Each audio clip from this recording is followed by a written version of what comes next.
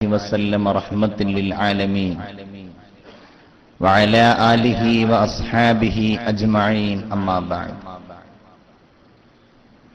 സർവലോക സംരക്ഷകനായ അല്ലാഹു തആല ഈ വിശുദ്ധ റമളാനിന്റെ പുണ്യം കൊണ്ട് നമ്മിൽ നിന്നും സംഭവിക്കുന്ന എല്ലാ ചെറുതും വലുതുമായ പാപങ്ങളും നമുക്ക് മാപ്പാക്കി തരുമാറാവട്ടെ. നമ്മുടെ ആരോഗ്യവും ഈമാനും അല്ലാഹു തആല രക്ഷപ്പെടുത്തി നൽകുമാറാവട്ടെ. നമ്മുടെ ഹൃദയങ്ങളെ അല്ലാഹു ഈമാൻ കൊണ്ട് പ്രകാശിപ്പിക്കുമാറാവട്ടെ. ജീവിച്ചിരിക്കുന്നവരും മരണപ്പെട്ടു പോയവരുമായ നമ്മുടെ മാതാപിതാക്കൾ, ഭാര്യ, സന്താനങ്ങൾ, ഉസ്താദുമാർ എല്ലാവർക്കും അല്ലാഹു കരുണ ചെയ്യുമാറാവട്ടെ. കാമിലായ മുഅ്മിനായി മരണപ്പെടാൻ അല്ലാഹു നമുക്കെല്ലാം സൗഭാഗ്യം നൽകട്ടെ. ആമീൻ യാ റബ്ബൽ ആലമീൻ എന്ന് ദുആ ചെയ്യുന്നു.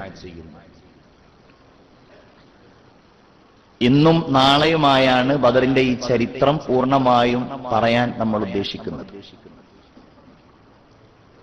അല്ലാഹുവിൽ വിശ്വസിച്ചു എന്ന ഒറ്റ കാരണത്താലാണ്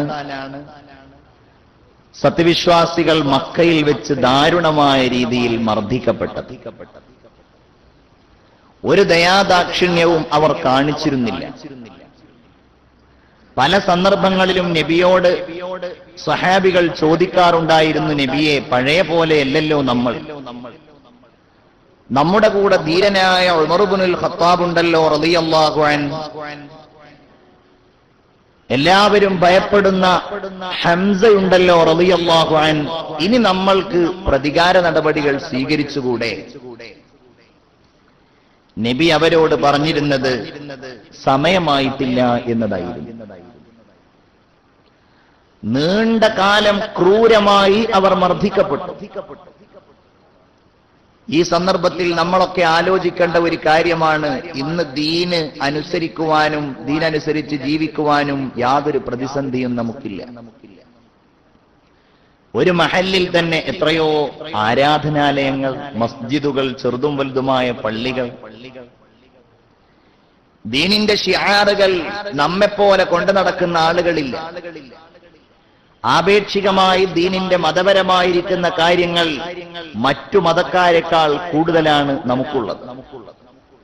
ആരാധനയുടെ ഭാഗങ്ങളായി, പ്രസംഗങ്ങളായി, പള്ളികളായി, പ്രഭാഷണങ്ങളായി ഒരു ബുദ്ധിമുട്ടോ പ്രശ്നമോ പ്രതിസന്ധികളോ ഒന്നും നമുക്ക് നേരിടേണ്ടി വരുന്നില്ല. അവരുടെ ആ ഈമാനില്ലായിരുന്നുവെങ്കിൽ മുഅ്മിനീങ്ങളെ, അവരുടെ ആ ത്യാഗമില്ലായിരുന്നുവെങ്കിൽ ഈ ദീനിന്റെ സുന്ദരമായ മാർഗങ്ങൾ നമ്മുടെ മുമ്പിൽ തുറക്കപ്പെടുമായിരുന്നില്ല. സ്ത്രീ പുരുഷ വ്യത്യാസമില്ലാതെയാണ് ആ കഷ്ടപ്പാടുകൾ അവർ അനുഭവിച്ചത്. എല്ലാവരും കേൾക്കുന്ന സംഭവങ്ങളാണല്ലോ. അമ്മാർ ഇബ്നു യാസിർ റളിയല്ലാഹു അൻഹു, ബഹുമാനപ്പെട്ടവരുടെ ഉപ്പ യാസിർ എന്നവരായിരുന്നു. വൃദ്ധനാണ്.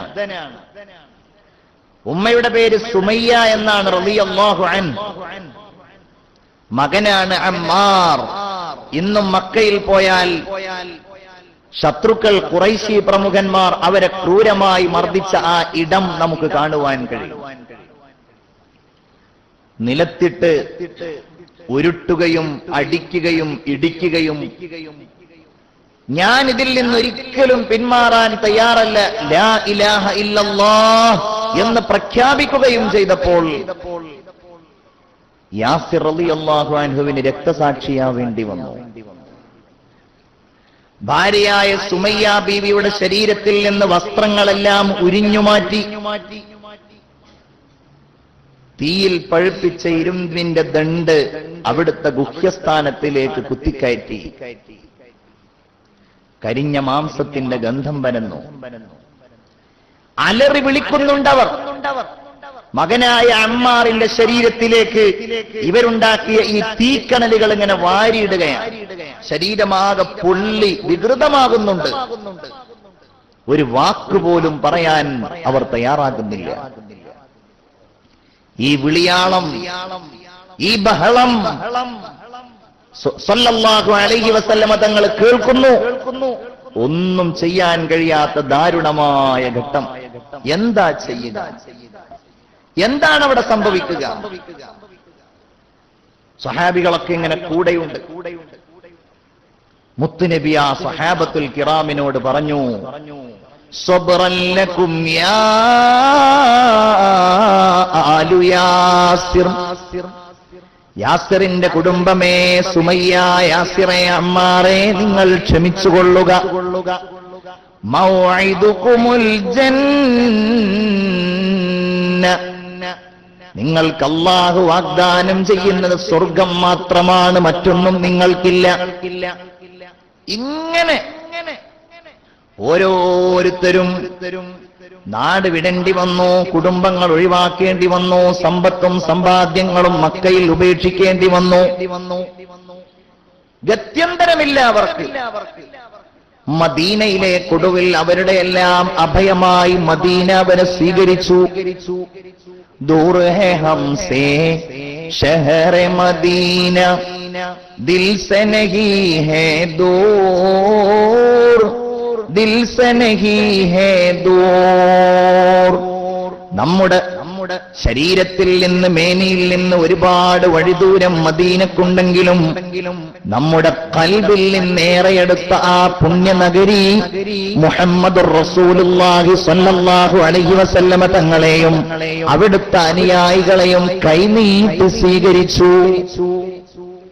വസ്ത്രമില്ലാത്തവർക്ക് അവർ വസ്ത്രങ്ങൾ നൽകി, വീടില്ലാത്തവർക്ക് അഭയം നൽകി, ഭാര്യയില്ലാത്തവർക്ക് സ്വന്തം ഭാര്യയെ വിവാഹമോചനം ചെയ്തവർ കല്യാണം കഴിച്ചു കൊടുത്തു.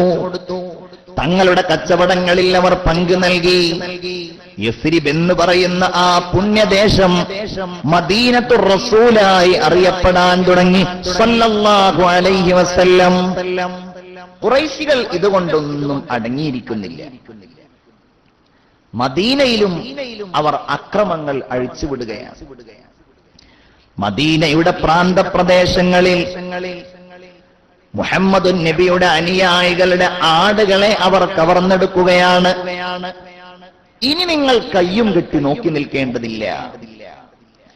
ഉസിന ലില്ലദീന യുഖ്തലൂന ബിഅന്നഹും ളുലിമു وَإِنَّ اللَّهَ عَلَى نَصْرِهِمْ لَقَدِيرٌ. യുദ്ധം ചെയ്യപ്പെടുന്നവർക്ക് ഇങ്ങോട്ട് ആക്രമിക്കപ്പെട്ടു എന്നുള്ളത് കൊണ്ട് അങ്ങോട്ടും യുദ്ധം ചെയ്യാൻ അല്ലാഹു തആല അനുവദിച്ചിരിക്കുന്നു. ഉദിന, സമ്മതം നൽകപ്പെട്ടിരിക്കുകയാണ്. നിങ്ങളുടെ കയ്യിൽ ആൾബലമില്ലായിരിക്കാം, നിങ്ങൾക്ക് ആയുധങ്ങളില്ലാതിരിക്കാം, നിങ്ങളുടെ കയ്യിൽ യുദ്ധത്തിനാവശ്യമായ സന്നാഹങ്ങളില്ലാതിരിക്കാം. എന്നാലും നിങ്ങൾ തിരിച്ചു പ്രത്യാക്രമണം നടത്തിക്കൊള്ളൂ. വഇന്നല്ലാഹ അലാ നസ്രിഹിം ലഖദീർ. അവരെ സഹായിക്കാൻ അല്ലാഹു കഴിയുന്നയാളാണ് എന്ന് ഖുർആനിലൂടെ അല്ലാഹു മഹാരഥന്മാരായ സ്വഹാബികളെ അറിയിക്കുകയാണ്. അതുകൊണ്ട് തന്നെ സ്വഹാബികളുടെ മനസ്സിൽ ഇനി ഞങ്ങൾ ഈ അക്രമങ്ങൾ കയ്യും കെട്ടി നോക്കി നിൽക്കേണ്ടതില്ല. ഇനി ഞങ്ങൾക്ക് പ്രതികാര നടപടികൾ സ്വീകരിക്കാം, ഇനി ഞങ്ങൾക്ക് പ്രതികാരം ചെയ്യാം എന്നുള്ള ഒരു ചിന്ത അവരുടെ ഖൽബിന്റെ ഉള്ളിൽ ഇങ്ങനെ നിറഞ്ഞു നിൽക്കുന്ന കാലഘട്ടമാണ്. വമാലകും ലാ തുഖാതിലൂന ഫീ സബീലില്ലാഹി വൽ മുസ്തദ്അഫീന മിനൽ റിജാലി വൽ വിൽദാൻ. എന്തേ നിങ്ങൾ അല്ലാഹുവിന്റെ മാർഗത്തിൽ സായുധ സമരം നടത്തുന്നില്ല? വീടുകളിൽ നിന്ന് ആട്ടിയിറക്കപ്പെട്ട സ്ത്രീകൾക്കും ദുർബലരായ സ്ത്രീകൾക്കും കുഞ്ഞുങ്ങൾക്കും വേണ്ടി എന്തേ നിങ്ങൾ അല്ലാഹുവിന്റെ മാർഗത്തിൽ യുദ്ധം ചെയ്യുന്നില്ല എന്ന് അല്ലാഹു തആല അവരോട് ചോദിച്ചു. അവരുടെ ഹൃദയങ്ങൾ ഈമാൻ കൊണ്ട് വെളിച്ചം നിറഞ്ഞ ഹൃദയങ്ങളായി മാറി. ശക്തമായ പ്രോത്സാഹനം അവർക്ക് നടന്നു. നിങ്ങൾ യുദ്ധങ്ങളിൽ നിന്ന് പിന്തിരിയാൻ പാടില്ല. അങ്ങനെ ഒരു ഘട്ടം വന്നാൽ നിങ്ങളുടെ ആത്മാവ് തന്നെ നിങ്ങൾ അള്ളാഹുവിന് വേണ്ടി സമർപ്പിക്കേണ്ടവരാണ് എന്ന് അള്ളാഹു അവരെ നിരന്തരമായി ബോധ്യപ്പെടുത്തുകയും ചെയ്തു. റസൂലുള്ളാഹി സ്വല്ലല്ലാഹു അലൈഹി വസല്ലമ തങ്ങൾ അവർക്കതിന്റെ ഏറ്റവും ഉന്നതമായ പ്രതിഫലങ്ങൾ ഇങ്ങനെ വാഗ്ദാനം ചെയ്തു. ഇതുകൊണ്ട് നമ്മൾ മനസ്സിലാക്കണം, ഈ ദീൻ ഒരിക്കലും ആ പോരാട്ടങ്ങൾ കൊണ്ടല്ല വളർന്നത്. പക്ഷെ ആ പോരാട്ടങ്ങൾ അള്ളാഹുവിന്റെ മാർഗത്തിലുള്ള അചഞ്ചലമായ വിശ്വാസത്തോടെ അവർ നടത്തിയിട്ടില്ലായിരുന്നുവെങ്കിൽ ഇസ്ലാം ഇവിടെ നിന്ന് തുടച്ചു നീക്കപ്പെടുമായിരുന്നു. മറ്റുള്ളവർക്കെതിരായുള്ള ഒരു അക്രമമായിട്ടല്ല, മറ്റുള്ളവരെ വധിക്കുക എന്ന ഒരു ലക്ഷ്യത്തോടെയല്ല നബിയും സ്വഹാബികളും ഈ പോരാട്ടത്തിന്റെ മാർഗത്തിലേക്ക് ഇറങ്ങിത്തിരിച്ചത്. ഈ വിശ്വാസം ഇവിടെ സംരക്ഷിക്കുവാൻ, തങ്ങളുടെ ആദർശം ഇവിടെ നിലനിൽക്കുവാൻ, ലോകാവസാനം വരെ ഈ മനോഹരമായ ദീനിന്റെ സുഗന്ധമേറിയ റോസാപ്പൂ എല്ലാവരിലേക്കും പരിമളമായി എത്തുവാൻ ഞങ്ങൾ ഇറങ്ങിയേ മതിയാവൂ, ഞങ്ങൾ പോരാടിയേ മതിയാകൂ, ഞങ്ങൾ ഞങ്ങളുടെ ശരീരം സമർപ്പിച്ചേ മതിയാകൂ. അതുകൊണ്ട് തന്നെ ലോകത്ത് നടന്ന യുദ്ധങ്ങൾക്കൊന്നും സമാനമല്ല ബദർ അടക്കമുള്ള പോരാട്ടങ്ങൾ. നിങ്ങൾ പഠിച്ചു നോക്കൂ, ചരിത്രങ്ങളിലുള്ള യുദ്ധങ്ങൾ ഐതിഹ്യമാകാം, എന്നാലും മഹാഭാരതം എന്ന് പറയുന്നത് ഏറ്റവും വലിയ യുദ്ധകഥയാണ്. കൗരവന്മാരും പാണ്ഡവന്മാരും നടന്ന ഏറ്റവും വലിയ സംഘട്ടനത്തിന്റെ കഥ പറയുകയാണ് മഹാഭാരതം. വലിയ യുദ്ധമാണ്, ഹൈന്ദവരായ നമ്മുടെ സഹോദരന്മാരുടെ വേദമാണ്. ഭഗവത്ഗീത എന്ന് പറയുന്നത് എന്താണ്? ഗീത എന്ന് പറയുമല്ലോ. പാണ്ഡവ പക്ഷത്തുണ്ടായിരുന്ന അർജുനൻ തന്റെ കൂട്ടുകുടുംബങ്ങളാണല്ലോ ശത്രുപക്ഷത്തുള്ളത് എന്ന് കരുതി യുദ്ധത്തിന് തയ്യാറാകാതെ നിൽക്കുമ്പോൾ അർജുനനെ പ്രോത്സാഹിപ്പിച്ചുകൊണ്ട് ശ്രീകൃഷ്ണൻ നടത്തിയ ഉപദേശങ്ങളാണ് ഭഗവത്ഗീതയായി മാറിയത്. ഈ യുദ്ധം അവർ വളരെ കർശനമായ കാർക്കശ്യത്തോടുകൂടെയുള്ള നിയമങ്ങളും മറ്റും ഉണ്ടായിട്ടാണ് അത് തുടങ്ങിയത്. പക്ഷേ ദിവസങ്ങളോളം നീണ്ടുനിന്ന യുദ്ധത്തിനൊടുവിൽ സംഭവിച്ചതെന്താണ്? എല്ലാവരും പരസ്പരം ക്രൂരമായ രീതിയിൽ യുദ്ധത്തിന്റെ യാതൊരു നിയമമോ നിയന്ത്രണമോ ഒന്നുമില്ലാതെ എല്ലാവരും പരസ്പരം തമ്മിലടിച്ച് കൊല നടത്തി, അതിശക്തമായ കൊലപാതകം നടത്തിയിട്ടാണ് ആ യുദ്ധത്തിന്റെ അവസാനമുണ്ടാകുന്നത്. അതിന്റെ കഥയൊക്കെ വായിക്കുന്ന ആളുകൾക്കറിയാം. നമ്മുടെ സഹോദരന്മാരുടെ വേദഗ്രന്ഥങ്ങളിലുള്ള ഈ യുദ്ധത്തിന്റെ പരിണാമം എന്താണ്? ഒടുവിൽ വഞ്ചനയിലൂടെയും മറ്റുമൊക്കെയാണെങ്കിലും പാണ്ഡവന്മാര് ജയിക്കുന്നു, കൗരവന്മാര് പരാജയപ്പെടുന്നു. പാണ്ഡവന്മാരുടെ വലിയ ടെന്റിൽ അവരുടെ കൂട്ടുകുടുംബങ്ങളും മാതാപിതാക്കളും എല്ലാവരും ഒരുമിച്ച് താമസിക്കുകയാണ്. അവസാനം യുദ്ധത്തിനൊടുവിൽ ഈ കൂട്ടുകുടുംബങ്ങളെയും ഇവരുമായി ബന്ധപ്പെട്ട എല്ലാവരെയും അശ്വാത്മാവിന്റെ നേതൃത്വത്തിൽ മുഴുവൻ തീ കൊണ്ട് കരിച്ച് കൊന്നുകളഞ്ഞിട്ടാണ് ഈ മഹാഭാരത യുദ്ധം സമാപിക്കുന്നത്, കുരുക്ഷേത്ര യുദ്ധം ഇല്ലാതെയാകുന്നത്.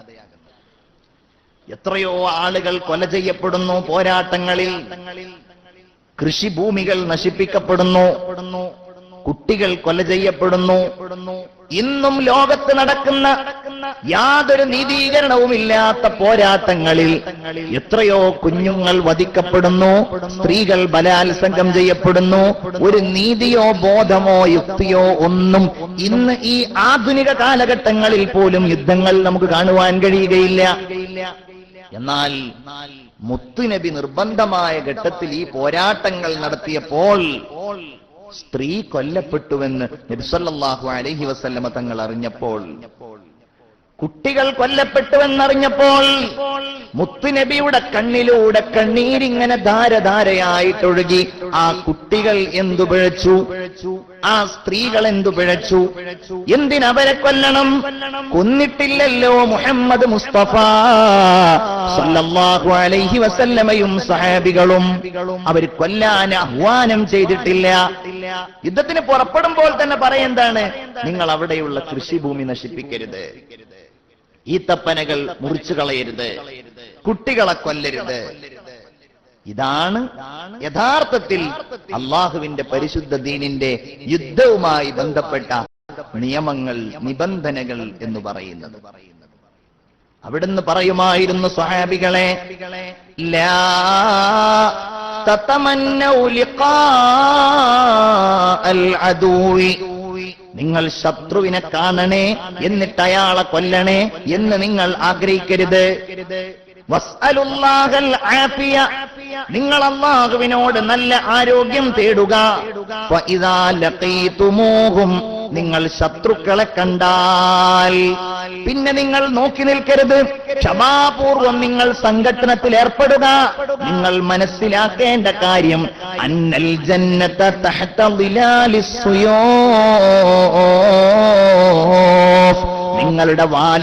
നിങ്ങളുടെ വാളിന്റെ നിഴലിലാണ് അല്ലാഹു സ്വർഗം ഒരുക്കിയിരിക്കുന്നത്. സ്വഹാബികളെ പ്രോത്സാഹിപ്പിക്കുകയാണ്. എന്നിട്ട് റസൂലുള്ളാഹി അവരുടെ മുമ്പിൽ എഴുന്നേറ്റ് നിന്നുകൊണ്ട് പറയുമായിരുന്നു, അല്ലാഹുമ്മ മുൻസിലൽ കിതാബ്, പടച്ചോനെ ജിബ്രീൽ അലൈഹിസ്സലാം മുഖേന ഈ ഖുർആൻ എനിക്ക് ഇറക്കിത്തരുന്ന കഴിവുള്ള അല്ലാഹ്, വമുജ്രിയസ് സഹാബ്, ഈ മേഘങ്ങളെ സഞ്ചരിപ്പിക്കുന്ന അല്ലാഹ്, വഹാസിമൽ അഹ്സാബ്, എല്ലാ ശത്രുക്കളെയും പരാജയപ്പെടുത്തുന്ന അല്ലാഹ്, ഇഹ്സിംഹും, നീ അവരെ പരാജയപ്പെടുത്തണേ, വൻസുർനാ അലൈഹിം, നീ ഞങ്ങൾക്ക് അവർക്കെതിരായി സഹായിക്കണേ. നബി അവരോട് കൂടെ നിന്നു. ഞാനിവിടെ ചില്ലുകൂട്ടിലിരിക്കാം, ഞാനിവിടെ സിംഹാസനത്തിലിരിക്കാം, ഞാനിവിടെ കൊട്ടാരത്തിലിരിക്കാം, നിങ്ങൾ പോയി യുദ്ധം ചെയ്യൂ, ഇതല്ലല്ലോ. നിങ്ങളുടെ കൂടെ ഞാനുണ്ട്, നിങ്ങളിൽ ഒരാളായി ഞാനുണ്ട്. ഖന്തഖിന്റെ പോർക്കളത്തിലെ മുത്ത് റസൂലുള്ളാഹിന്റെ സഹാബികൾക്ക് വിശക്കാൻ തുടങ്ങി. അവർക്ക് എഴുന്നേറ്റ് നിൽക്കാൻ കഴിയുന്നില്ല. മദീനയുടെ അതിർത്തിയിൽ അവർ വലിയ ഒരു കിടങ്ങ് കുഴിച്ചുകൊണ്ടിരിക്കുകയാണ്. യാ റസൂലല്ലാഹ്, ഞങ്ങൾക്ക് വിശക്കുന്നുണ്ട് നബിയേ, വിശപ്പ് സഹിക്കാൻ കഴിയുന്നില്ല. അത് കാരണത്താൽ ഞങ്ങളുടെ വയറുകൾ കണ്ടോ നബിയേ, ഞങ്ങളിവിടെ ഒരു കല്ല് വെച്ച് കെട്ടിയിരിക്കുന്നു, ഞങ്ങളിതാ കല്ലിവിടെ വെച്ചിരിക്കുന്നു, എന്നിട്ടാ ഞങ്ങൾ നിർന്നു നിൽക്കുന്നത്. മുത്ത് റസൂലും അവിടുത്തെ ആ വസ്ത്രം പൊക്കിയപ്പോൾ സ്വഹാബികൾ പിന്നീടൊന്നും അവർക്ക് പറയാനുണ്ടായിരുന്നില്ല. കാരണം അവർ കണ്ടു, ഞങ്ങളൊക്കെ ഒരു കല്ല് വെച്ചപ്പോൾ സ്വഹാബത്തുൽ കിറാമിന്റെ മുമ്പിൽ റസൂലുള്ളാഹി സ്വല്ലല്ലാഹു അലൈഹി വസല്ലം 2 കല്ലുകൾ വെച്ചിട്ടുണ്ടായിരുന്നു. അവരുടെ കൂടെ നിൽക്കാണ് ഓരോ ഘട്ടങ്ങളിലും. നബിയെ, ഇതാ ഈ കല്ല് പൊട്ടുന്നില്ലല്ലോ, ഞങ്ങൾ ഒരുപാട് ശ്രമിച്ചു നോക്കി, ഈ കല്ലനങ്ങുന്നില്ലല്ലോ, നിങ്ങളൊരു 4 പേര് കൂടിയിട്ട് ആ കല്ല് പൊക്കൂ. അതല്ല, എന്നാൽ ഞാൻ വരാമല്ലോ. താൻ വലിയ ആയുധമെടുത്ത് സ്വഹാബത്തുൽ കിറാമിന്റെ മുമ്പിൽ നിന്ന് ആ വലിയ കല്ലങ്ങ് കൊത്തിയപ്പോൾ ആ കല്ല് ഛിന്ന ഭിന്നമായി പോവുകയാണ്. അതിൽ നിന്ന് ഉയർന്നു പൊങ്ങിയ അഗ്നിസ്ഫുലിംഗങ്ങൾക്ക് നേരെ ചൂണ്ടിക്കൊണ്ട് സ്വഹാബ, റോമും പേർഷ്യയും അവരുടെ കൊട്ടാരങ്ങളും നമ്മുടെ മുമ്പിൽ കീഴടങ്ങുന്നത് എനിക്ക് അല്ലാഹു കാണിച്ചു തരുന്നുണ്ട് എന്ന് മുഹമ്മദ് മുസ്തഫ സല്ലല്ലാഹു അലാ മുഹമ്മദ് സല്ലല്ലാഹു അലൈഹി വസല്ലം. ഇതൊക്കെയായിരുന്നു മുത്ത് റസൂലിന്റെ ഏറ്റവും വലിയ മുന്നോട്ടുള്ള പ്രയാണം എന്ന് പറയുന്നത്. മദീനയിലെത്തിയപ്പോൾ മദീനയിൽ ആടുമേച്ചുകൊണ്ടിരുന്ന ചില മുഹാജിറുകളെ ആട്ടിയോടിച്ച് അവരുടെ ആടുകളെ ഖുറൈശികൾ തട്ടിയെടുത്തു. അപ്പൊ നബി തിരുമേനി സല്ലല്ലാഹു അലൈഹി വസല്ലമ തങ്ങൾ ഇനി മുതൽ മദീനയുടെ അതിർത്തിയിൽ സ്വഹാബികളായ ചില ആളുകളെ നിർണയിക്കണം എന്നുള്ള തീരുമാനത്തിൽ അവരെ ചില ആളുകളെ ശത്രുക്കളുടെ നീക്കങ്ങൾ അറിയാൻ വേണ്ടി നിയോഗിച്ചു. അബ്ദുല്ലാഹ് ഇബ്നു ജഹ്ശ് റളിയല്ലാഹു അൻഹു ആയിരുന്നു നേതാവ്. തർളിയത്ത് ഉറക്കെ ചൊല്ലിക്കോളൂ. അമ്മാർ ഇബ്നു യാസിർ, അബൂ ഹുദൈഫ, സഅദ് ഇബ്നു അബീ വഖാസ്, ഉത്ബത്ത് ഇബ്നു ഗസ്വാൻ, സുഹൈൽ ഇബ്നു ബൈളാ, അമീർ ഇബ്നു ആമിർ ഇബ്നു ഫുഹൈറ, വാഖിദ് ഇബ്നു അബ്ദുല്ലാഹ്, ഇവരായിരുന്നു ഈ സംഘത്തിൽ ഉണ്ടായിരുന്നത്. നിങ്ങൾ ആലോചിച്ചു നോക്കൂ, ഒരേ ഒരാളിൽ നിന്ന് തുടങ്ങിയ ഈ മനോഹരമായ പ്രയാണം എവിടെയെത്തുന്നു? എവിടെ നിന്നാണ് മുത്തുനബിക്ക് ഈ തന്ത്രങ്ങൾ കിട്ടുന്നത്? സല്ലല്ലാഹു അലൈഹി വസല്ലം അവരുടെ കയ്യിൽ ഒരു കത്ത് കൊടുത്തിട്ട് പറഞ്ഞു, ഈ കത്ത് നിങ്ങൾ ബത്നുൻ നഖ്ല എന്ന് പറയുന്ന സ്ഥലത്ത് എത്തുന്നത് വരെ പൊളിച്ചു നോക്കരുത്. അവിടെ എത്തിക്കഴിഞ്ഞാൽ ഈ കത്ത് നിങ്ങൾ പൊളിച്ചു നോക്കണം. നിങ്ങൾ അവിടെ എത്തിയിട്ട് ഞാനിതിൽ എന്താണോ പറഞ്ഞത് അതിനനുസരിച്ച് നിങ്ങൾ ചെയ്യണം. അങ്ങനെ അവർ ആ സ്ഥലത്തെത്തി കത്ത് പൊളിച്ചു നോക്കി. അപ്പോഴാ കത്തിലുണ്ടായിരുന്നത്, നിങ്ങൾ ഇവിടെ നിന്ന് നഖ്ല എന്ന് പറയുന്ന സ്ഥലത്തേക്ക് പോകണം. നേതാവ് പറയുകയാണ്, സ്വഹാബികളെ, നിങ്ങളോട് റസൂലുള്ള പറഞ്ഞിട്ടുള്ളത് ഈ കാര്യം നിങ്ങളോട് പറയണം, എന്റെ കൂടെ വരാൻ നിങ്ങളെ നിർബന്ധിക്കരുത് എന്നതാണ്. നിങ്ങൾ ഉദ്ദേശിക്കുന്നുവെങ്കിൽ എന്റെ കൂടെ വരിക, അല്ലെങ്കിൽ നിങ്ങൾക്ക് പോകാം. നഖ്ലയിലേക്ക് പോകാനാണ് എന്നോട് റസൂലുള്ളാഹി സ്വല്ലല്ലാഹു അലൈഹി വസല്ലം പറഞ്ഞിട്ടുള്ളത്. അങ്ങനെ അവരെല്ലാവരും കൂടെ പോയി, ഒരാളും പിന്നിൽ നിന്നില്ല. അങ്ങനെ ചെല്ലുമ്പോൾ അവർ ഒരു കച്ചവട സംഘത്തെ കണ്ടു. കിട്ടിയ അവസരമല്ലേ, മക്കയിലുണ്ടായ പ്രതിസന്ധികൾ അവർക്ക് ഓർമ്മ വന്നു. അവരുടെ കയ്യിൽ ഒരുപാട് ഒലീവെണ്ണയും മറ്റു കച്ചവട സാധനങ്ങളും ഉണ്ടായിരുന്നു. അവരെല്ലാവരും കൂടെ ഈ കച്ചവട സംഘത്തിന്റെ നേർക്ക് ചാടി വീണു. കാരണം തങ്ങളെ പിടിച്ചെടുത്തവർ, നാട്ടിൽ നിന്ന് അട്ടിപ്പായിച്ചവർ, അംർ ഇബ്നുൽ ഹദ്റമി എന്ന് പറയുന്ന ആളെ വാഖിദ് റളിയല്ലാഹു അൻഹു വധിച്ചു. ഉസ്മാൻ ഇബ്നു അബ്ദില്ലയെയും ഹക്കം ഇബ്നു കൈസാൻ, ഖുറൈശി പ്രമുഖരായ രണ്ടാളുകളെ അവർ ബന്ദികളാക്കി. ഒരാൾ ഓടി രക്ഷപ്പെട്ടു. റസൂലുള്ളാഹി സ്വല്ലല്ലാഹു അലൈഹി വസല്ലം തങ്ങളുടെ അടുക്കലേക്ക് വന്നപ്പോൾ റസൂലുള്ള ചോദിച്ചു, നിങ്ങളോട് ഇപ്പൊ ആരാ യുദ്ധം ചെയ്യാൻ പറഞ്ഞത്? അവർക്ക് വലിയ സങ്കടമായി. ഇത് ജനങ്ങൾക്കിടയിൽ ആകെ വ്യാപിച്ചു. ഖുറൈശികൾ ഇത് ഭയപ്പാടോടെയാണ് കണ്ടത്. ഏതായാലും ഇങ്ങനെ ഒരു സംഭവം മുസ്ലിം സമുദായത്തിന് എന്തൊക്കെയോ ശക്തി കൈവരുന്നുണ്ട് എന്ന ഒരു ബോധം അവർക്കുണ്ടായി.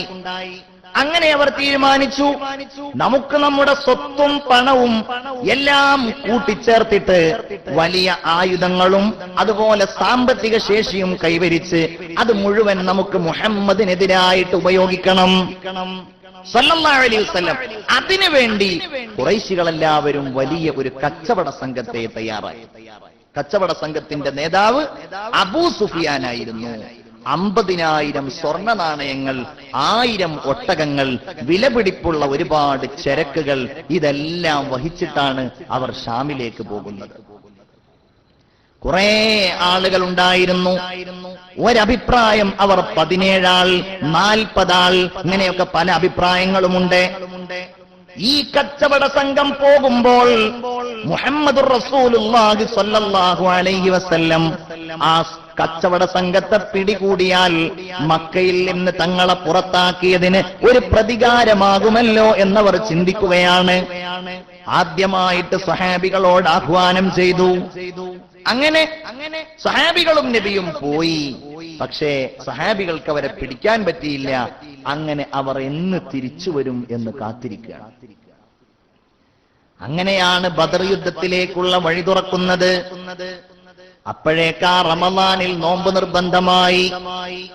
നോമ്പിങ്ങനെ നോറ്റുകൊണ്ടിരിക്കുകയാണ്. ആ നോമ്പിനിടയിലാണ് അള്ളാഹുവിന്റെ ഹബീബ് മുഹമ്മദ് മുസ്തഫ സല്ലല്ലാഹു അലൈഹി വസല്ലം സ്വഹാബികളോട് പറയുന്നത്, സ്വഹാബികളെ, നമുക്കിങ്ങനെ ഒരു ലക്ഷ്യമുണ്ട്. നമ്മുടെ സമ്പത്തും നമ്മുടെ വീടും നമ്മുടെ സ്വത്തും എല്ലാം പിടിച്ചെടുത്ത് നമുക്കെതിരായി വലിയ ഒരു പോരാട്ടത്തിന്റെ കാഹളവുമായി അബൂ സുഫിയാനും സംഘവും പുറപ്പെട്ടിട്ടുണ്ട്. അവർ തിരിച്ചു വരുമ്പോൾ നമുക്കവരെ പിടികൂടണം. എല്ലാവർക്കും വലിയ ആവേശമായി. ആലോചിച്ചു നോക്കൂ, അവരുടെ ഖൽബിൽ ഈമാനല്ലാത്ത മറ്റൊന്നുമില്ല. എന്താണ്? അവരുടെ കയ്യിൽ ഒട്ടകങ്ങളുണ്ടായിരുന്നില്ല, കുതിരകളുണ്ടായിരുന്നില്ല. 313 ആളുകളാണ് മുഹമ്മദുർ റസൂലുള്ളാഹി സ്വല്ലല്ലാഹു അലൈഹി വസല്ലമ തങ്ങളോടുകൂടെ യുദ്ധത്തിന് വേണ്ടി ഈ സംഘത്തെ പിടിക്കാൻ വേണ്ടി പുറപ്പെടുന്നത്. മദീനയിൽ നിന്ന് പോകുമ്പോൾ കണ്ണ് രണ്ടും കാണാതിരുന്ന അബ്ദുല്ലാഹ് ഇബ്നു ഉമ്മി മക്തൂം റളിയല്ലാഹു അൻഹുവിനെ പോരാൻ കഴിയാത്ത വൃദ്ധന്മാർക്കും മറ്റുള്ളവർക്കും രോഗികൾക്കും മദീന പള്ളിയിൽ നിസ്കാരത്തിന് നേതൃത്വം നൽകാൻ വേണ്ടി അല്ലാഹുവിന്റെ ഹബീബ് സല്ലല്ലാഹു അലൈഹി വസല്ലം ഏൽപ്പിക്കുകയാണ്. അബൂ ലുബാബയെ ഭരണത്തിന്റെ ചുമതല ഏൽപ്പിച്ചു. അങ്ങനെ സ്വഹാബികൾ 313 ആളുകൾ ഹബീബായ റസൂലുള്ളാഹി സ്വല്ലല്ലാഹു അലൈഹി വസല്ലമ തങ്ങളുടെ കൂടെ പോവുകയാണ്. വദഫഅൽ ലിവാഅ, റസൂലുള്ളാഹി തങ്ങൾ ഒരു പതാക നൽകി. ആ പതാക നൽകിയത് മിസ്അബ് ബിൻ ഉമൈർ റളിയല്ലാഹു അൻഹുവിന്റെ കയ്യിലായിരുന്നു. അതിന്റെ കൂടെ വെളുത്ത പതാക മിസ്അബിന്റെ കയ്യിൽ, 2 കറുത്ത പതാകകൾ ഉണ്ടായിരുന്നു.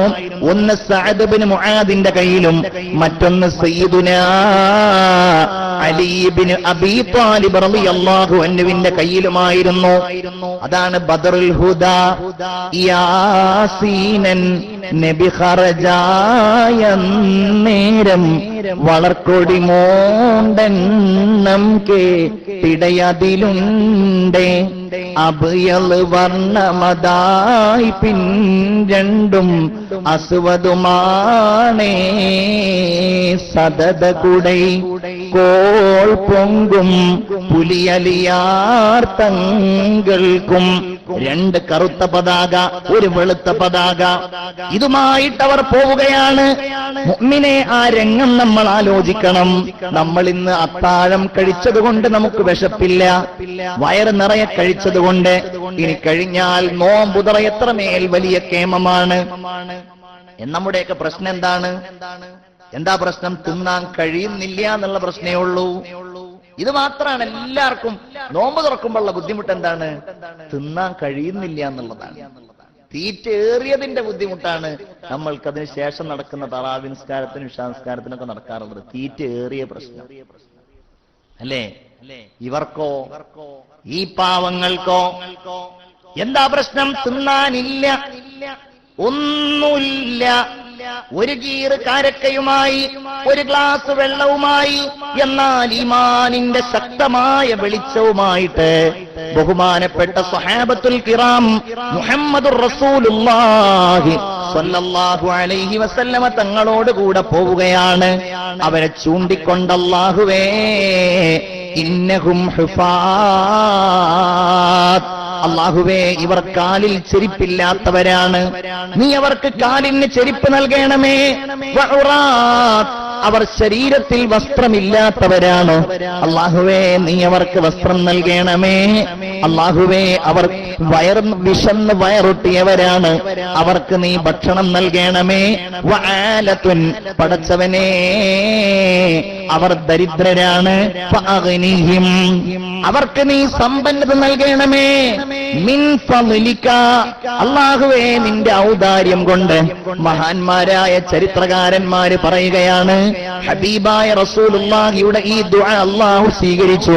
ബദരീങ്ങളിൽപ്പെട്ട ഓരോരുത്തരും തിരിച്ചു വരുമ്പോൾ, ആ മഹാന്മാര് തിരിച്ചു വരുമ്പോ അവർക്ക് എന്താണോ വേണ്ടിയിരുന്നത്, വസ്ത്രം വേണ്ടവർക്കത്, ഭക്ഷണം വേണ്ടവർക്കത്, പൈസ വേണ്ടവർക്കത്, ഒട്ടകങ്ങൾ വേണ്ടവർക്കത്, എല്ലാം കൊണ്ടും അല്ലാഹു തആല ബദരീങ്ങളായ ആളുകളെ ഐശ്വര്യമാക്കിയിരുന്നു. അതുകൊണ്ടാണല്ലോ നമ്മൾ അവരെ വിളിക്കുന്നത് അദ്ഉക യാ മൗലാലനാ ബി അഹ്ലി ബദരിൻ ബദറുനാ മുഹമ്മദുൻ നബിയുനാ സ്വല്ലി അലൈഹി യാ അല്ലാഹ്. ലാ ഇലാഹ ഇല്ലല്ലാഹു ലാ ഇലാഹ ഇല്ലല്ലാഹ് ലാ ഇലാഹ ഇല്ലല്ലാഹു മുഹമ്മദുർ റസൂലുള്ളാഹ്. ആ പട്ടിണി പാവങ്ങളെ ഒന്ന് ഓർത്തു നോക്കൂ മുഅ്മിനീങ്ങളെ. കൊടിയുമായിട്ട് അവർ പോവുകയാണ്. അവരുടെ ചുണ്ടുകളിൽ അല്ലാഹു അക്ബർ മാത്രമാണ്. അവരുടെ ചുണ്ടിൽ ഈമാനിന്റെ ആവേശത്തിന്റെ മന്ത്രധ്വനികൾ മാത്രമാണ്. കാരണം അവർക്കൊരു നായകനുണ്ട്. ഒരിക്കലും പതറാത്ത പാദത്തോടെ അവരുടെ മുന്നിൽ നിൽക്കുന്ന ഒരു നേതാവുണ്ട്. മുഹമ്മദുൻ സയ്യിദുൽ കൗനൈനി വസ്സഖലൈനി വൽ ഫരീഖൈനി മിൻ ഉർബിൻ വമിൻ നജമി മൗലായ സല്ലി വസല്ലിം ദായിമൻ അബദാ അലാ ഹബീബിക ഖൈരിൽ ഖൽഖി കുല്ലിഹിം. അങ്ങനെ റസൂലുള്ളാഹി തങ്ങൾ ഒരിടത്ത് അവർ തമ്പടിച്ചു. കച്ചവട സംഘത്തിന്റെ വിവരമറിയാൻ മുത്ത് റസൂൽ 2 സ്വഹാബികളെ പറഞ്ഞേക്കുകയാണ്. അങ്ങനെ അവർ രണ്ടുപേരും ഇങ്ങനെ പോയി. രണ്ടുപേരും എന്താണ്, എവിടെ എത്തി കച്ചവട സംഘം എന്നുള്ള ആ വിവരമറിയാൻ വേണ്ടി അവർ പോയി. പോയപ്പോൾ ബദർ എന്ന് പറയുന്ന സ്ഥലത്തുള്ള ഒരു ജലാശയമുണ്ട്. അവിടെ 2 സ്ത്രീകൾ ഇങ്ങനെ കലഹിച്ചു കൊണ്ടിരിക്കുകയാണ്. ആ 2 സ്ത്രീകൾ പരസ്പരം പറയുന്നു, എവിടെയാണ് നീ എനിക്ക് തരാനുള്ള ആ കടം, എന്താണ് നീ വീട്ടാത്തത്? മറ്റേ സ്ത്രീ പറയാണ്, നമ്മുടെ ഖുറൈശികളുടെ കച്ചവട സംഘം 2 ദിവസത്തിനുള്ളിൽ ഇവിടെ വരും. അവരിവിടെ വരുമ്പോ അവർക്ക് ആവശ്യമായ ഖിദ്മത്തുകൾ ചെയ്ത് അവർക്ക് വേലയെടുത്തിട്ട് ഞാൻ നിന്റെ കടം വീട്ടാം, നീ ഒന്ന് ക്ഷമിക്ക്. ഇത് കേട്ടിട്ടാണ് സ്വഹാബികൾ പോകുന്നത്. അങ്ങനെ റസൂലുള്ളാഹിന്റെ അടുക്കൽ പോയിട്ട് വിവരം പറഞ്ഞു. ഇവർ ഈ സ്ഥലത്ത് കൂടെ പോയിട്ടില്ല. അങ്ങനെ അബൂ സുഫിയാൻ തിരിച്ചു പോരുമ്പോൾ വഴിയിൽ ഇവർ മുസ്ലിങ്ങൾ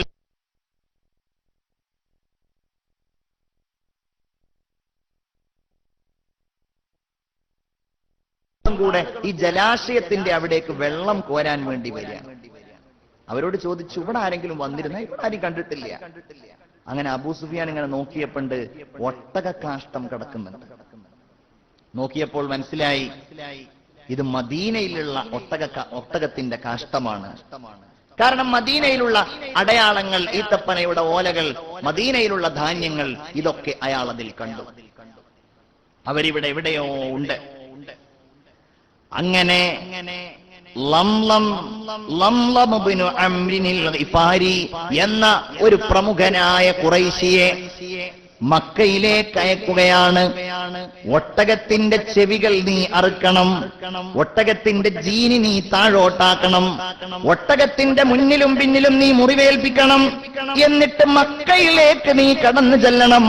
അവിടെ ചെന്നിട്ട് നീ ഉറക്കെ വിളിച്ചു പറയണം, മക്കക്കാരെ, ഖുറൈശികളെ, നിങ്ങളുടെ ധനം അബൂ സുഫിയാന്റെ കൈവശമാണ്.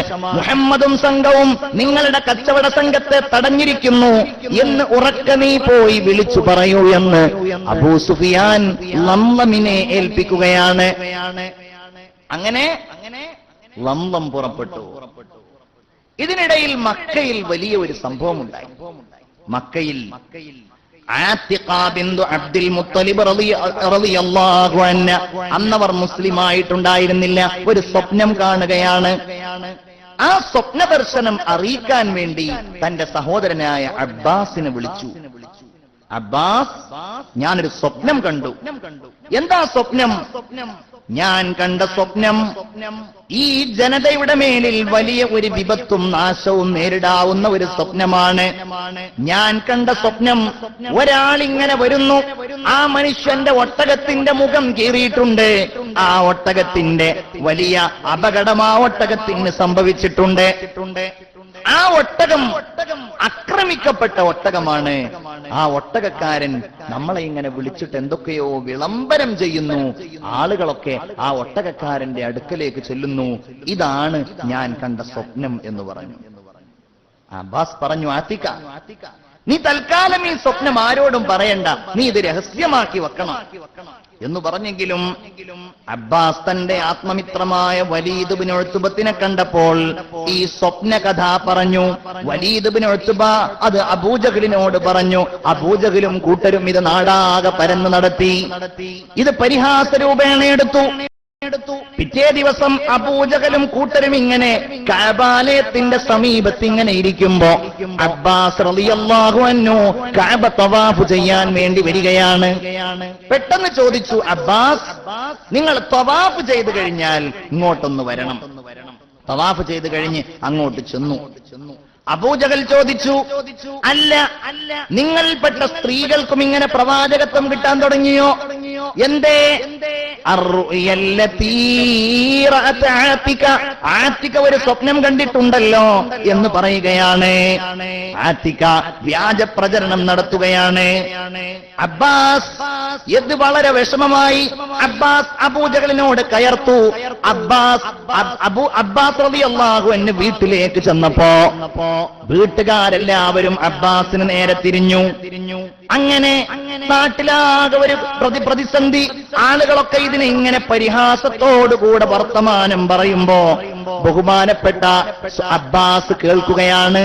അതാ കേൾക്കുന്നു ഒരു ശബ്ദം, താഴ്വരയിൽ നിന്നൊരു ശബ്ദം. യാ മഅ്ശറ ഖുറൈശ്, അല്ലയോ ഖുറൈശികളെ, അല്ലതീമ അല്ലതീമ അൽ ഗൗസ് അൽ ഗൗസ്, സഹായം വേണം, സഹായം വേണം. എല്ലാവരും ഓടിച്ചെന്നു. ആ ഒട്ടകക്കാരന്റെ അടുക്കലേക്ക് ചെന്നു. ലംലമാണ്, അയാൾ ഉറക്കെ അട്ടഹസിക്കുന്നു. ദേ, ഞങ്ങളുടെ അക്രമങ്ങൾ ഞങ്ങൾക്ക് സഹിക്കാൻ പറ്റിയില്ല. കണ്ടില്ലേ, ഒട്ടകത്തിന്റെ മൂക്ക് മുറിഞ്ഞിരിക്കുന്നു. ഒട്ടകത്തിന് അക്രമം ആയിരിക്കുന്നു, ഒട്ടകം ആക്രമിക്കപ്പെട്ടിരിക്കുന്നു. അതുകൊണ്ട് ഞങ്ങൾക്ക് സഹായം വേണം. അബൂ സുഫിയാന്റെ നേതൃത്വത്തിലുള്ള കച്ചവട സംഘം ആകെ ഭീതിയിലാണ്, ആകെ പ്രയാസത്തിലാണ്. ഇതങ്ങ് കേട്ടപ്പോൾ ജനങ്ങളെല്ലാവരും ഒരുമിച്ചുകൂടി. അബൂജഹലാണ് തീരുമാനം എടുക്കുന്നത്. നമുക്ക് നല്ല ഒരു അവസരമാണ്, നമുക്ക് നല്ല ഒരു ചാൻസാണ്. നമുക്കേതായാലും എല്ലാവർക്കും ഒരുമിച്ച് കൂടിയിട്ട് മുഹമ്മദിനെയും കൂട്ടരെയും അങ്ങ് ഇല്ലാതെയാക്കി കളയാം. അതുകൊണ്ട് എല്ലാവരും ഒരുങ്ങൂ, എല്ലാവരും ഒരുങ്ങൂ. എല്ലാവരും ഒരുങ്ങി, ചില ആളുകൾ ഒഴികെ. അതിൽപ്പെട്ട ഒരാളായിരുന്നു അബൂ ലഹബ് ലഅനത്തുല്ലാഹി അലൈഹി. അബൂ ലഹബ് യുദ്ധത്തിന് പോകാൻ തയ്യാറായില്ല. കാരണം അബൂ ലഹബിന് തോന്നിയിരുന്നു, ഞാൻ ഈ യുദ്ധത്തിന് പോയാൽ ഞാൻ വധിക്കപ്പെടുമോ. അതുകൊണ്ട് അബൂ ലഹബ് പോകാൻ തയ്യാറായില്ല. മറ്റൊരാൾ ഉമയ്യത്ത് ബിൻ ഖലഫായിരുന്നു. പക്ഷേ ഇയാളെ അബൂജഹൽ പരിഹസിക്കുകയും അബൂജഹലിന്റെ പരിഹാസത്തെ തുടർന്ന് ഉമയ്യത്ത് ബിൻ ഖലഫ് പോകാൻ തയ്യാറാവുകയും ചെയ്തു. യുദ്ധത്തിനവർ തയ്യാറായി. 1000-ഓളം ആളുകൾ, 100 പടക്കുതിരകൾ, അങ്കികൾ, ഇഷ്ടം പോലെ ഒട്ടകങ്ങൾ, പാട്ടുപാടാൻ സുന്ദരിമാരായ പെണ്ണുങ്ങൾ, പാട്ടുകാരികൾ, വിനോദോപകരണങ്ങൾ എല്ലാം ഒരുക്കിക്കൊണ്ട് അഹങ്കാരത്തോടെ തങ്ങളുടെ ശക്തിയും തങ്ങളുടെ പ്രതാപവും എല്ലാം മുഴക്കിക്കൊണ്ട് അവർ ബദറിലേക്ക് പുറപ്പെടുകയാണ്. അവരുടെ മുമ്പിൽ ഒരേ ഒരു ലക്ഷ്യം, മുഹമ്മദിനെയും തുച്ഛം വരുന്ന അനുയായികളെയും ഈ ലോകത്തു നിന്ന് ഇല്ലാതെയാക്കണം. അവര് പോകുന്നതിന്റെ മുമ്പ് തന്നെ തീരുമാനിച്ചു, നമ്മൾ ആരാ നമ്മുടെ കൊടി ചുമക്കേണ്ടത്.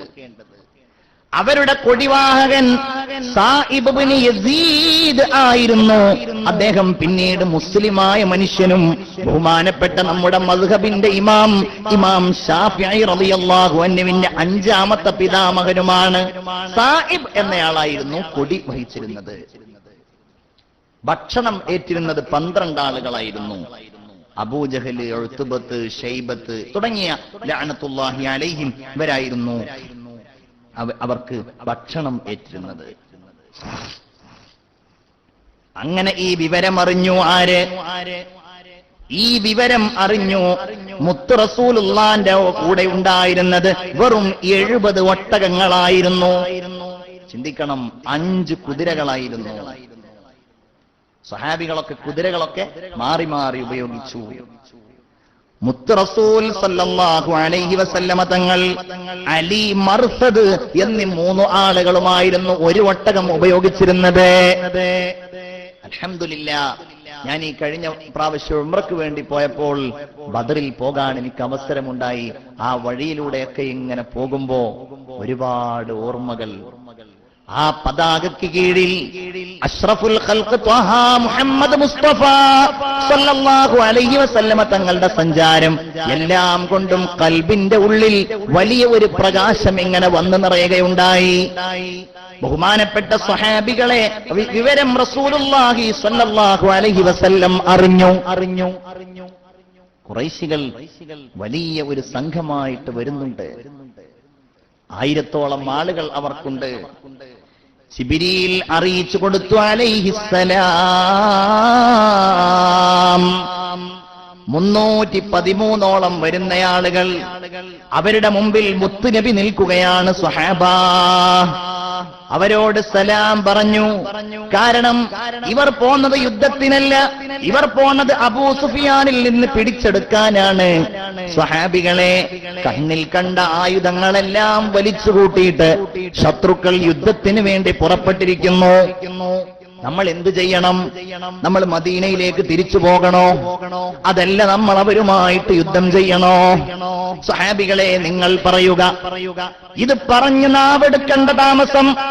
2 ആളുകൾ എഴുന്നേറ്റ് നിൽക്കുന്നു. ഒന്ന് സയ്യിദുനാ അബൂബക്കർ സിദ്ദീഖ്,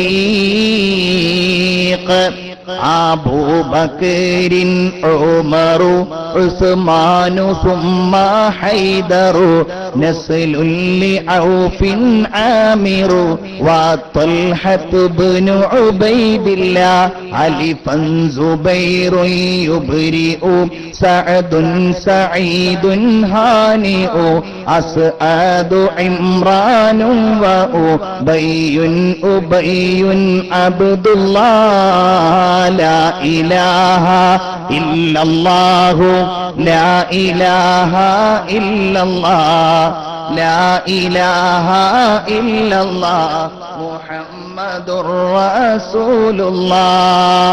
അവർ 2 പേരും എഴുന്നേറ്റ് നിന്നു. നബിയേ, നിങ്ങൾ ഉദ്ദേശിക്കുന്നത് ചെയ്യൂ. ധീരനായ ഉമറും സമാധാനപ്രേമിയായ അബൂബക്കറും പറയുകയാണ്, നബിയേ, നിങ്ങളുടെ കൂടെ യുദ്ധം ചെയ്യാനും പടവെട്ടാനും ഞങ്ങൾ തയ്യാറാണ്. ഞങ്ങൾ എന്തിനും തയ്യാറാണ്. മിഖ്ദാദ് റളിയല്ലാഹു അൻഹു പറഞ്ഞു, നബിയേ, മൂസാ നബിയുടെ അനുയായികൾ മൂസാ നബിയോട് പറഞ്ഞതുപോലെ ഞങ്ങൾ പറയില്ല. നീയും നിന്റെ ദൈവവും പോയി യുദ്ധം ചെയ്യുക എന്ന് ഞങ്ങൾ പറയില്ല. അതേ സമയത്ത് ഞങ്ങളെല്ലാവരും അങ്ങയുടെ കൂടെ ഉണ്ടാകും. നബിയുടെ മുഖം അഭിമാനത്താൽ സൂര്യനെ പോലെ പ്രകാശിച്ചു. അല്ലാഹുവേ, എന്റെ അനുയായികളുടെ ഈമാൻ എത്ര വലുതാണ്. പടച്ചോനെ, എന്റെ ഈ അനുയായികൾക്ക് നീ ഖൈർ നൽകണേ എന്ന് സയ്യിദുനാ മുഹമ്മദ് മുസ്തഫ സല്ലല്ലാഹു അലൈഹി വസല്ലം പറഞ്ഞു, ദുആ ചെയ്തു. പക്ഷേ നബിക്കറിയേണ്ടത് അവരുടെ അഭിപ്രായമല്ല. നബിക്കറിയേണ്ടിയിരുന്നത് മദീനക്കാരായ അൻസ്വാരികളുടെ അഭിപ്രായമാണ്. കാരണം അവർ വിശ്വസിച്ചിട്ട് ദിവസങ്ങളെ ആയിട്ടുണ്ടായിരുന്നുള്ളൂ, മാസങ്ങളെ ആയിട്ടുണ്ടായിരുന്നുള്ളൂ. നബിയെ സ്വീകരിച്ചവരാണ്. എന്താണ് ഇവരുടെ അഭിപ്രായം എന്നറിയാൻ അൻസ്വാരികളുടെ മുഖത്തേക്ക് ആകാംക്ഷയോടെ നോക്കുമ്പോൾ എഴുന്നേറ്റ് നിൽക്കുന്നു സഅദ് ഇബ്നു മുആദ് റളിയല്ലാഹു അൻഹു. യാ റസൂലല്ലാഹ് ലഅല്ലക തുരീദുനാ. നബിയെ, ഞങ്ങളെയാണോ അങ്ങ് ഉദ്ദേശിച്ചത്? അതെ, നിങ്ങളെ തന്നെയാണ്. യാ റസൂലല്ലാഹ് ഖദ് ആമന്നാ ബിക, ഞങ്ങൾ അങ്ങയെ വിശ്വസിച്ച ആളുകളല്ലേ. വസദ്ദഖനാക, ഞങ്ങൾ അങ്ങയെ സത്യമാക്കിയ ആളുകളല്ലേ. വശഹിദ്നാ, ഞങ്ങൾ നിങ്ങൾ കൊണ്ടുവന്ന എല്ലാം സത്യമാണെന്ന് സാക്ഷിയായവരല്ലേ. യാ റസൂലല്ലാഹ്, അങ്ങയെ അനുസരിക്കാമെന്ന് ഞങ്ങൾ പറഞ്ഞതാണല്ലോ. അതിനാൽ നബിയേ, നിങ്ങൾ ഉദ്ദേശിച്ചതുപോലെ നിങ്ങൾ മുന്നോട്ട് പോവുക. നിങ്ങൾ ഞങ്ങളെ അയച്ച, നിങ്ങളെ ഈ ലോകത്തേക്ക് നബിയായി അയച്ച അല്ലാഹു തന്നെയാണ്. അങ്ങ് ഞങ്ങളുമായി മുന്നോട്ട് പോയിട്ട് ഒരു സമുദ്രത്തിലാണ് അങ്ങ് ഇറങ്ങുന്നത് എങ്കിൽ ഒരാളും പിന്നോട്ട് കാൽവെക്കാതെ ഞങ്ങളും ആ കടലിൽ ഇറങ്ങും നബിയേ. നബിയേ, അങ്ങ് ഞങ്ങളുമായിട്ടൊരു മലമുകളിൽ കയറിയാൽ ഞങ്ങളും അങ്ങയുടെ പിന്നാലെ ഉണ്ടാകും നബിയേ. അങ്ങ് ഞങ്ങളുമായിട്ട് എവിടേക്കാണോ പോകുന്നത് ഞങ്ങൾക്കൊരു പേടിയുമില്ല. ഞങ്ങൾ അങ്ങയുടെ മുന്നിലുണ്ടാകും, ഞങ്ങൾ അങ്ങയുടെ വലത്തുണ്ടാകും, ഞങ്ങൾ അങ്ങയുടെ പിന്നിലുമുണ്ടാകും. ഞങ്ങൾ അങ്ങയുടെ മുന്നിൽ നിന്ന് യുദ്ധം ചെയ്യുമെന്ന് പറഞ്ഞപ്പോൾ ഹബീബായ റസൂലുള്ളാഹിന്റെ മുഖം ആഹ്ലാദാഭിമാനത്താൽ പ്രകാശപൂരിതം പ്രകടമായി, ഉത്സാഹം അവിടുന്ന് പ്രകടമായി. ആ സ്വഹാബികളുടെ ആത്മധൈര്യമാണ് ഈ ബദറിന്റെ വിജയത്തിലേക്ക് ലോകത്തെ മുഴുവൻ എത്തിച്ചത്. അല്ലാഹു അവരെ പിൻപറ്റാൻ നമുക്ക് തൗഫീഖ് നൽകുമാറാകട്ടെ. ഇൻഷാ അല്ലാഹ് ഈ വിഷയത്തിന്റെ രണ്ടാം ഭാഗം നാളെ പറയാം. റഹ്മാനായ റബ്ബേ, ഞങ്ങളുടെ രോഗങ്ങൾ നീ ശിഫയാക്കണേ നാഥാ. തഖ്വ നീ ഏറ്റിത്തരണേ റഹ്മാനേ. മക്കളെ നീ സ്വാലിഹീങ്ങളാക്കണേ അല്ലാഹ്. റബ്ബേ, ഈ രോഗികളായ ആളുകൾക്ക് സദഖ ചെയ്യാൻ ഇപ്പൊ തന്നെ നിശ്ചയിച്ചവരുണ്ടാകും. അവരുടെ ഖൽബിൽ നീ ഈമാൻ ഏറ്റിക്കൊടുക്കണേ അല്ലാഹ്. കാരുണ്യവാനായ റബ്ബേ റഹ്മാനേ, റമദാനിൽ ഞങ്ങൾ ചെയ്യുന്ന ഖുർആൻ പാരായണം, തറാവീഹ് നിസ്കാരങ്ങൾ നീ സ്വീകരിക്കണേ അല്ലാഹ്. മഴക്കാലമാണ്, ഞങ്ങളുടെ നാട്ടിൽ നീ ദുരന്തങ്ങൾ നൽകല്ല റഹ്മാനേ. ബക്കറ്റുമായിട്ട് ഈ മോമിനീങ്ങളുടെ മുമ്പിലൂടെ പോകുമ്പോ നിന്റെ മസ്ജിദിലേക്ക്, നിന്റെ ഭവനത്തിലേക്ക് എന്ത് മുറാദോടെയാണോ, ഹലാലായ ഉദ്ദേശത്തോടെയാണോ, കൽബിന്റെ ഉള്ളിൽ എന്ത് ഹലാലായ മുറാദോടെയാണോ ആ ബക്കറ്റിലേക്ക് അവർ സ്വതക്കയിടുന്നത്, നീ സ്വീകരിക്കണേ നാഥാ. നീ കബൂലാക്കണേ അല്ലാഹ്. ഉദ്ദേശങ്ങൾ നിറവേറ്റണേ അല്ലാഹ്. പരീക്ഷണങ്ങളിൽ നിന്ന് കാക്കണേ റഹ്മാനേ. രോഗങ്ങളിൽ നിന്ന് രക്ഷപ്പെടുത്തണേ അല്ലാഹ്. നിന്റെ സഹായം കൊണ്ട് ഞങ്ങളെ സലാമത്താക്കണേ അല്ലാഹ്. നീ ഞങ്ങളോട് കരുണ ചെയ്യണേ റബ്ബേ. ഞങ്ങളുടെ കുടുംബങ്ങളോട് കരുണ ചെയ്യണേ അല്ലാഹ്. നാടിനോട് കരുണ കാണിക്കണേ അല്ലാഹ്. ലോക ജനതയോട് നീ കരുണ കാണിക്കണേ അല്ലാഹ്. ربنا آتنا في الدنيا حسنة وفي الآخرة حسنة وقنا عذاب النار. صلى الله على سيدنا محمد وعلى آله وصحبه أجمعين والحمد لله رب العالمين.